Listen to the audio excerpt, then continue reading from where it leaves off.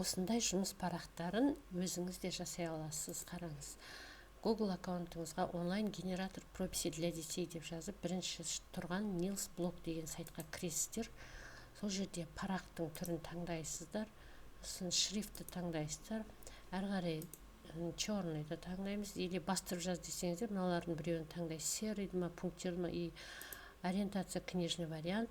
Мына жерге аты жөніміз, мен атын жазып қойдым, немесе аты жөні деп сызықша қалдырсаңыз, балаңыз сол жерге атын жазады.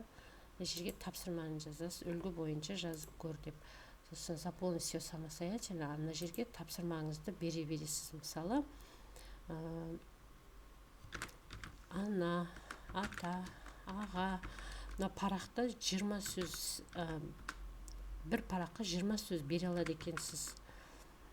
Ар, та, на деп. И сгенерировать етесіз. Міне дайын тұр. Мына жерге балаңыз атын жазады да, мынаның барлығын толтырып жаза береді.